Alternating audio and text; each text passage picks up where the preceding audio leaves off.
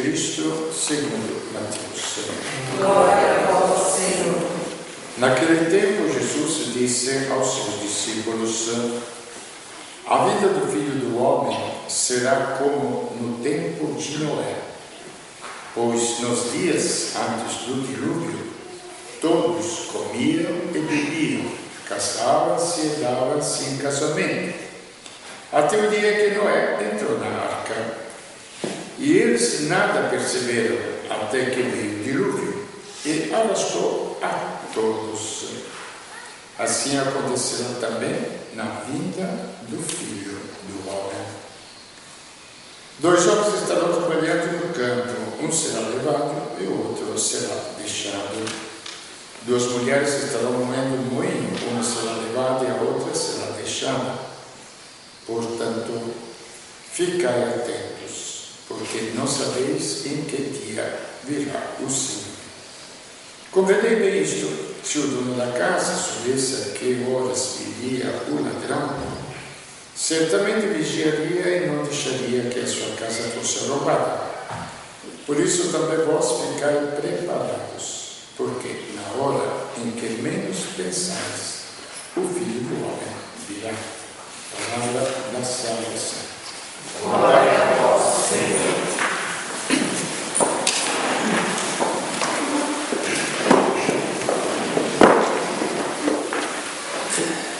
Com a vinda do Filho do Homem, a gente se prepara para o Natal e,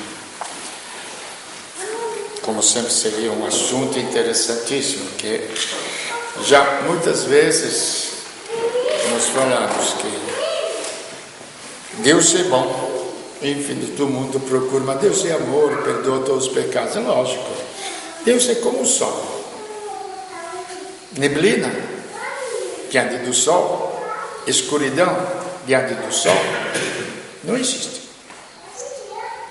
Por isso que Ele que tira o pecado do mundo. A luz tira as trevas. Então, isso é a realidade.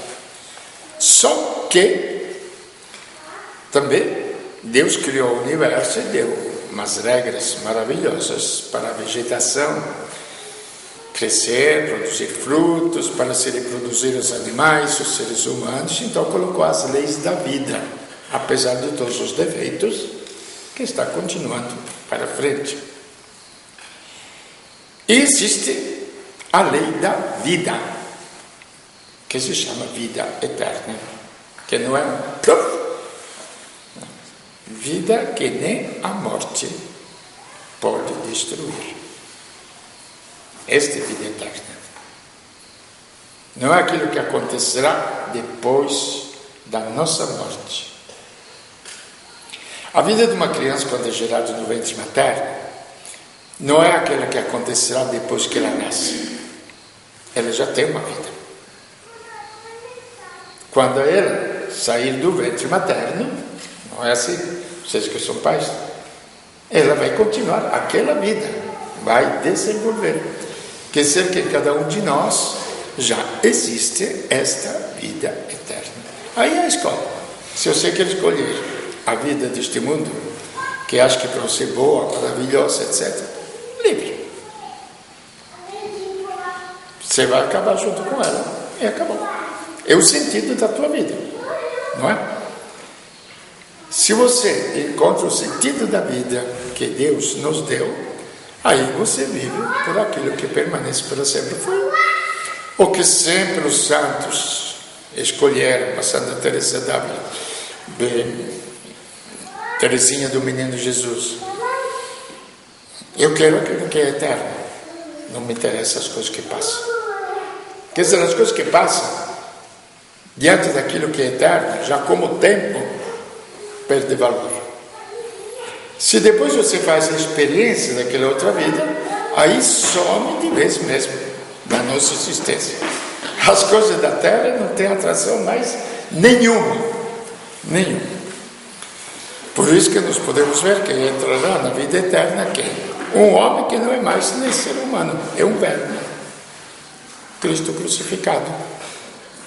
Que aspecto tem de ser humano? Então nós podemos entrar aleijados, cegos, coxos, velhos, com Alzheimer, tudo que vocês quiserem colocar na nossa existência, pode botar. Que exatamente a imagem clara de Cristo na cruz é aquilo que nascerá como grão de trigo para uma vida nova. Exatamente explicando esta dimensão de Cristo que a gente vem fazendo. Por quê? Porque no mundo de hoje tem muitas religiões e também no próprio cristianismo tem muitos cristianismos, muitas formas. Eu acho, eu vejo, eu penso. Você não pensa nada, você não acha nada, você não crê nada. Porque a realidade existe independentemente do teu pensamento. Os grandes pensadores, os cálculos que falavam, não? Que Deus é o pensamento do homem. Por isso, quando o homem morre, aí acaba também Deus. Bela coisa. Então, ele não é uma coisa independente de mim, que existia antes de eu nascer. Vê como é que é a soberba do homem. E ele se converteu a esta ideia, naquilo que sempre a gente conversou também aqui, o quê? Penso, por isso eu sou. De Cartésio. Eu penso então, a criança, o que é o ser humano? Ele é grande porque pensa, o único ser humano que pensa sobre a face da Terra. São realidades, lógico, o único ser humano que pensa, o único ser entre todos os seres que pensa. Tá bom. Agora isto faz do ser humano um frágil, caniço, fragilíssimo, e o pensamento faz dele uma pessoa grande. É gozado que desde o comecinho, quando Deus criou o homem, não disse, façamos o homem que pensa. Incrível, não? Vocês já meditaram? Vocês catequistas? Não disse, façamos o homem que pensa. Ele disse, façamos o homem a nossa imagem e semelhança. Então tem algo mais, muito mais do que o pensamento. Agora, se o ser humano não quer admitir que tem dentro de si este tesouro, problema dele. Com uma pessoa que tem uma riqueza enorme no banco, porque foi deixado uma herança, ele vai pedir esmola na rua, livre para ser pedinte pelo resto da vida, não é? Então nós estávamos vendo que é Cristo, porque nós encontramos Deus em Cristo, no Filho do homem. Quem vê a mim, vê o meu Pai. Quando Filipe falou para Jesus, mestre, mostra o Pai, e isto basta. Temos uma desculpa, os apóstolos tinham ficado junto com ele, visto todos os milagres, e Jesus falou, Filipe, eu perdi tempo acho com vocês. Tanto tempo que vocês estão comigo e ainda você não entendeu que o Pai está em mim. Quem vê a mim, você quer que te mostre Deus. Eu estou aqui. Você vê a mim e você está vendo o Pai. Perdeu tempo, 3 anos. Somos cabeça dura. Não foi nenhuma escola de catequese nem de evangelização, foi uma vivência ao lado de Cristo, não é? Tá bom. E estávamos vendo exatamente em Cristo que se realiza nisso. Nós tínhamos chegado naquele ponto, vamos retomar domingo passado, e ele é a cabeça do seu corpo, nós já temos visto que a igreja seria a humanidade. Ele é o princípio, o primogênito dentre os mortos, para ter em tudo a primazia. Pois aprova a Deus que nele habitasse toda a plenitude. Então, este fato, ele é o primogênito entre os mortos. Então, nós encontramos aí que vem esta imagem, a piedade ou a pietà. a mãe que tem o filho no regaço, morto. O que vocês imaginam, vocês que têm filhos, vocês pequenos sobretudo? Ter um filho morto no colo, o que vocês pensam? Me diga vocês, que digo? Esta A morte. está desesperada, tudo acabou, não é? Ele, o primogênito entre os mortos. Ela estava gerando um filho para a eternidade, morto no seu corpo. É uma nova geração. E como quando vocês ficaram grávidas, que perceberam que tem um filho. É uma vida. Aí que entra todo o grande acontecimento cristão na pessoa de Cristo. Veja que são realidades que acontecem, que se realizam. Não são simplesmente fantasias, eu me sentir bem, louvar a Deus, levantar as mãos. Não estou criticando esses gestos, pelo amor de Deus. Não é isso que eu quero dizer. Mas é algo muito mais simples e muito mais profundo.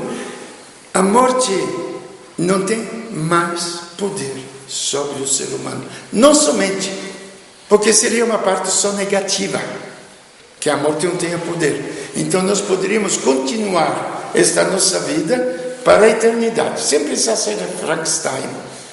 Troca de membros, troca de joelhos, troca de cabeça, troca de... entendeu?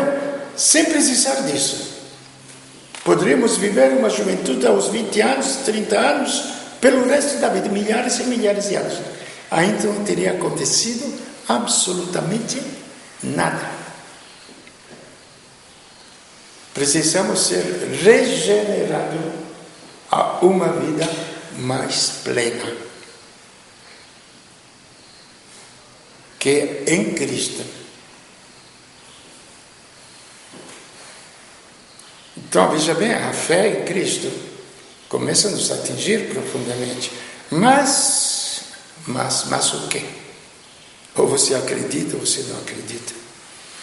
Vai procurar todos os prêmios Nobel da Terra para te explicar como é que acontece isto.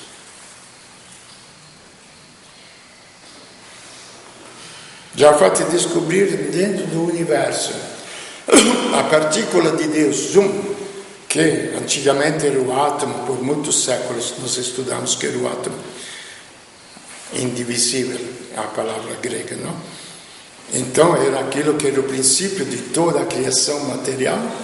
Agora, a partícula de Deus que deu origem a toda esta criação do universo. Quantos anos de estudo? Aqui só pela fé se pode compreender e aceitar. Aonde vê a grandiosidade de Maria? Ela acreditou a primeira vez quando o anjo lhe disse que ela, virgem, sem ter relações com o homem, teria gerado uma criança. Mas como vai acontecer isso? Maria, não é problema teu. É problema de Deus. Ele vai gerar um filho em você.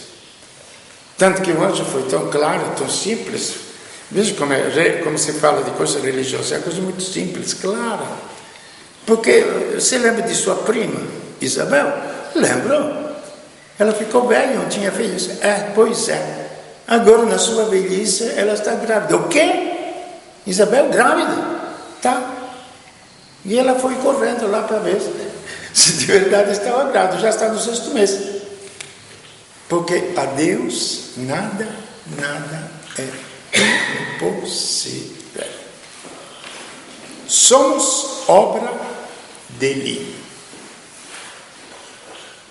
Somos obra dele. Então ele é o primogênito desta nova criação, que permanecerá para sempre eternamente. E quando Jesus disse que ele viria sobre a terra, perguntaram para ele: você é rei? Eu sou rei. Mas o meu reino não é este aqui, que vocês lutam com armas, isto e aquilo. O meu reino é outro, mas eu sou rei. Por isso que ele não se defendeu. Porque se meu reino fosse como o de vocês, eu teria também o meu exército. Não era um imbecil Jesus, sabe? Não, era absolutamente um místico fora da realidade. Era um homem muito claro. Se o meu reino fosse aqui, eu me defenderia como todos vocês se defendem. Como você defende a sua casa dos ladrões, como você defende os seus bens, etc. Eu defenderia o meu reino. Você acha o quê? Mas o meu reino não é deste mundo, mas é reino. E será este reino, esta humanidade nova e eterna. Este é o plano de Deus. Então ele é o primogênito entre os vivos, morto no corpo da mãe, é o primeiro filho, onde vem a famosa maternidade de Maria, universal para todos os homens. Nós fomos criados do barro, gerados pelas entranhas de nossos pais, e Deus quis escolher Maria para gerar esta nova humanidade. Então veja que existe este caminho da humanidade. Porque Deus quis que habitasse naquele homem. Quando a gente fala assim, vocês devem imaginar, pensar, não imaginar, porque seria uma fantasia. Pensar e pensar uma coisa real. Que aquele homem, aquele carpinteiro, nele habitava toda a plenitude de Deus, toda a potência de Deus, toda a capacidade de Deus. Mas era um homem como nós, que estava na terra. Então é uma história, é gozado. Eu não sei o que passa pela cabeça de vocês. Quando se fala, primeiro, quando o pessoal me fala, aquela pessoa é uma pessoa muito religiosa. Me explica vocês, eu sou bem burro, meio ignorante muitas vezes. O que quer dizer pessoa muito religiosa? Você sabe me dizer? Não porque frequenta a igreja, porque faz isto, porque faz aquilo. Muita gente faz isso. Pessoa religiosa é quando vive em comunhão com Deus. E quando deixa agir Deus dentro de si. Esta é a pessoa religiosa. Jesus era a pessoa religiosa. É um fato real a pessoa religiosa. É uma simbiose, uma unidade entre Deus e o homem e Deus. Aí você se torna uma pessoa religiosa, um ser religioso. Jesus era um ser religioso. Porque exatamente, nós podemos ver, ele era tão religioso, Deus habitava nele, tanto que quando falaram, mas você é um simples homem, como é que você pode ser Deus? Tudo bem, se vocês não acreditam nas minhas palavras, é fácil. Como quando levaram o paralítico lá deitado na frente dele. Meu filho, são perdoados os pecados. Só Deus pode perdoar os pecados. Quem é este homem que pode perdoar os pecados? Tá bom. O que é mais fácil? Da boca para fora. Dizer, são perdoados os pecados? Ou dizer, levanta-te e anda? Aí quero te ver. Leva um paralítico diante do médico. Você vai no médico, o médico te fala, Fátima, levanta-te e corre. Não é? O médico pode falar isso? Não dá. Entendeu? Então, levanta-te e anda. Isso quer dizer que Deus estava com ele. Esta é pessoa religiosa. Esta é pessoa religiosa. Quando tem o poder de Deus dentro dele. Quando deixa Deus habitar dentro dele.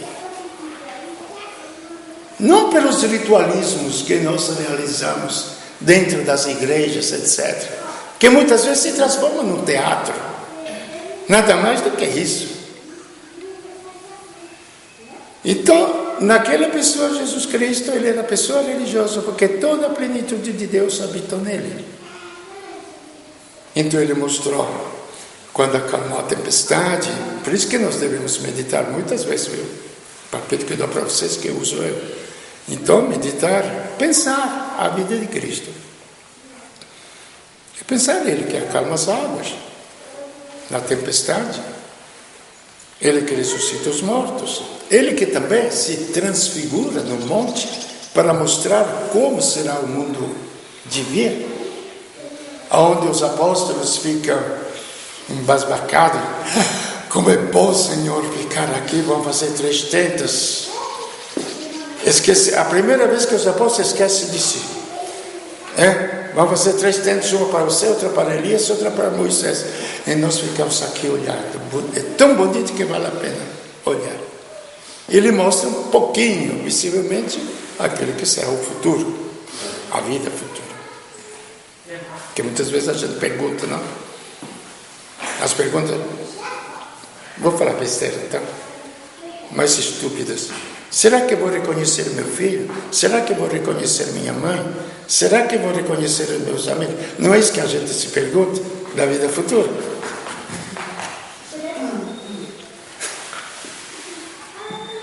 Senhor, é bom estarmos aqui. O resto se torna secundário.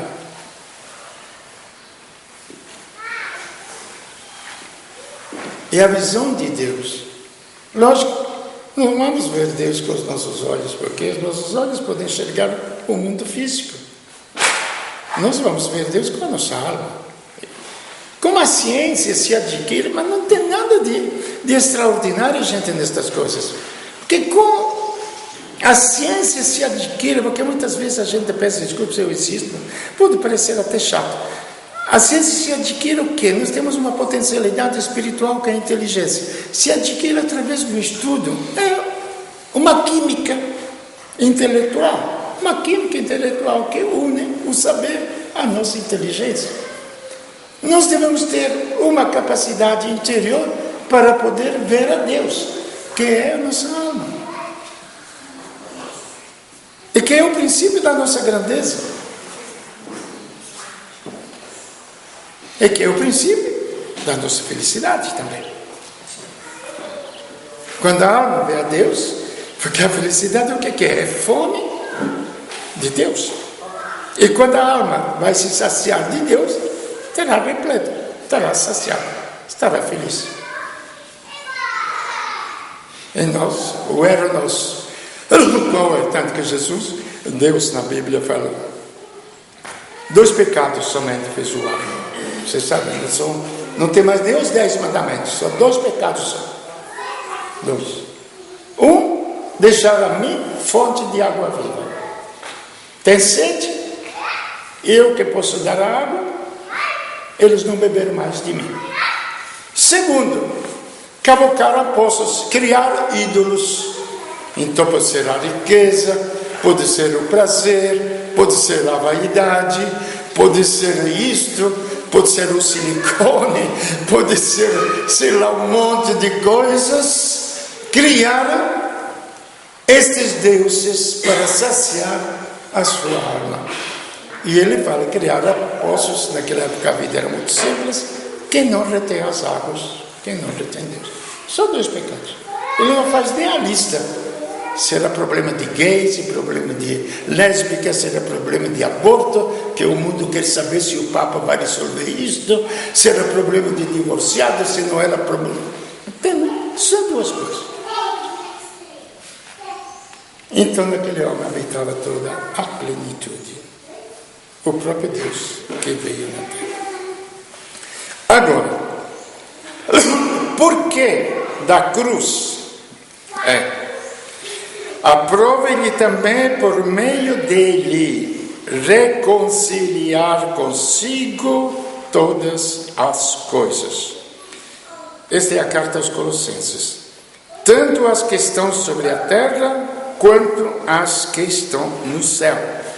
Restabelecendo a paz, a unidade pelo sangue derramado na cruz. Nós deveremos permanecer sobre isso e voltar também os próximos domingos. Primeiro, uma coisa que fica chata, mas que é normal, que quando Jesus estava na cruz, o que falaram para ele? Desce da cruz, e nós creremos em ti. Se você é filho de Deus, desce da cruz. O ladrão que não se arrependeu, se você é filho de Deus, desce da cruz e salva-te a ti mesmo e salva-nos mesmos. Humanamente, o que a gente pensaria? Desce da cruz, ué, porque não desceu?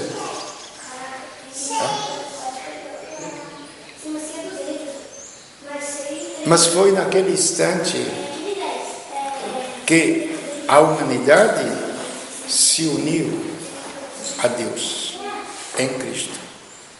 Ele é o elo de unidade. Por isso que parece que os santos eram loucos. Eu já chamei eles de loucos, então posso confessar os meus pecados, não é? Quando eles falavam que tinha uma santa que dizia, Santa Catarina de Bolonha, me parece, sofrer, mas não morrer. Isto é masoquismo puro, não é? Sofrer, mas não morrer.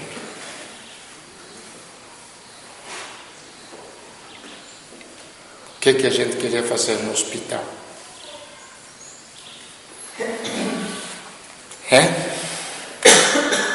Por quê? E a Beata de Folhinha disse exatamente que o seu leito era, o caminho da vida era ser desprezado. Vocês podem ver como o cristianismo é total, o mundo está totalmente fora de Cristo. O caminho da vida era passar pelo desprezo, onde você é desprezado, não conta mais para nada, jogado fora como um lixo. Caminho da vida, preste bem atenção. Caminho da vida é a pobreza. A gente estava discutindo sobre a pobreza. Porque não se pode amar a Deus, senhores. Ou você ama Deus, ou você ama o dinheiro, ou outras coisas. Aqui é problema de amor. Ou ama Deus, que dele vai vir toda a vida, ou ama as coisas que vão te escravizar. E você vai lutar para ganhar dinheiro, porque assim você vai ser mais feliz. E você é escravo do dinheiro, da ganância do dinheiro. É o dinheiro que mata você. Depois você acha que é pessoa livre, porque com o dinheiro pode comprar tudo. Livre de pensar o que quiser sobre o que é liberdade. Entendeu? Então, veja que o pensamento do mundo é totalmente diferente da mensagem cristã. Porque tudo bem, anunciar Cristo é uma coisa. Anunciar como se unir a Cristo é outra. Ele fez a parte dele. Ele assumiu os nossos pecados, que quando ele sofre na cruz, ele fala, meu Deus, por que me abandonaste? Ele não é Cristo. Tem muita gente que me fala, era o humano de Cristo. Éramos nós em Cristo. Desculpa que ia falar um palavrão, mas feio mesmo. Entendeu? Não era o humano de Cristo. O humano de Cristo era santo. Não podia nem morrer, como Maria nem morreu. Éramos nós em Cristo. Naquele instante. Vocês pensem um pouquinho em todas as angústias, tristezas, os erros, não os erros, os pecados que a gente fez, não. O mal que a gente sente dentro, os vazios enormes, e coloque isto nele. Aí vocês vão sentir se ele que te ama ou não te ama. Ele assumiu aquilo. Mas isso é pela lei do amor, porque já falei outras vezes, uma mãe que gritava ao filho que estava sendo chicoteado, me dê a sua dor. E ele assumiu sobre si as nossas dores, as nossas angústias. Então, quando ele grita, meu Deus, por que me abandonaste? É quando exatamente nós estamos assim, e parece que Deus nos abandonou, porque estamos numa tristeza enorme, numa solidão enorme, numa angústia enorme. Aí parece que Deus nos abandonou. E nós pensamos que Deus está conosco quando tudo corre bem, não é? E é o momento em que nós estamos unidos a Deus. Então é um caminho totalmente diferente, que atinge o fundo da alma, o fundo do nosso ser. E sem chegar a isto, já expliquei outras vezes, isto acontece com as cirurgias humanas, para atingir onde a doença nos mata. Você tem que abrir o coração, abrir o corpo, tudo para tirar o mal que está lá dentro. Então o pecado está dentro, enfiado dentro de nós, e é o caminho. Biologicamente nós entendemos isto, porque espiritualmente não aceitamos e não entendemos. Porque nós enxergamos só a superficialidade dessas coisas. Por isso que é preciso compreender, gente, para alcançar isso. Se biologicamente nós temos amor à vida, que conhecemos sua vida, relacionamento humano, as famílias, os amigos, o trabalho, o estudo, o bem-estar físico, nós entendemos e queremos isto. Nós devemos meditar, gente, muito profundamente o que Cristo me dá, egoisticamente falando, o que você me dá? Senão não dá para renunciar a nada. Senão daí nós somos como os pagãos, comamos e bebamos porque amanhã se morre. Não tem outro jeito. A vida não é complicada, é muito simples. O que você me dá? Eu sou a vida, fala Cristo.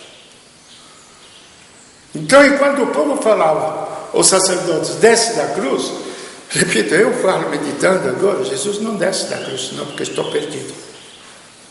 Porque se você descer da cruz, você não pode pegar os meus pecados. Quem que vai carregar os meus pecados, se não for você?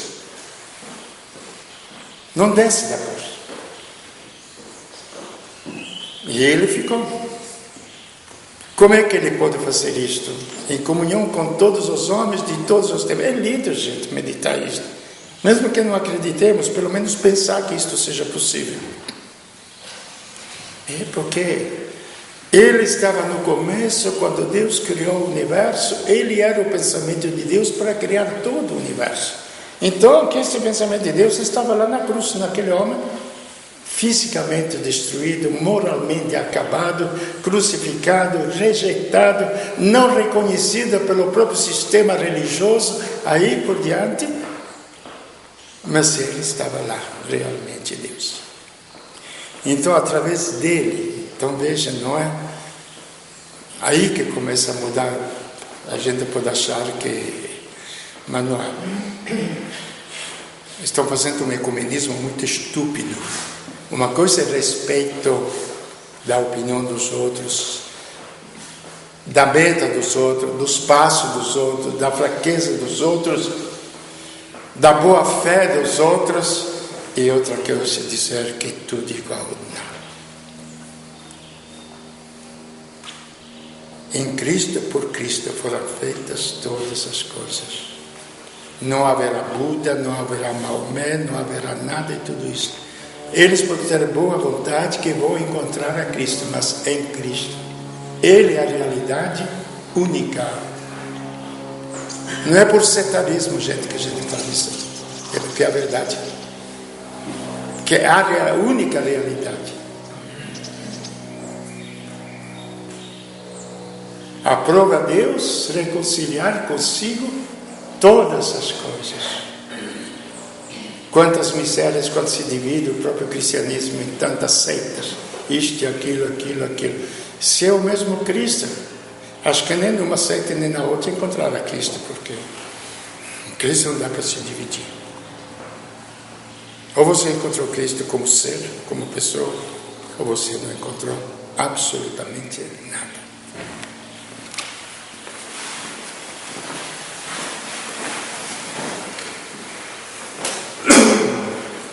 Creio em Deus Pai, Criador do céu e da terra,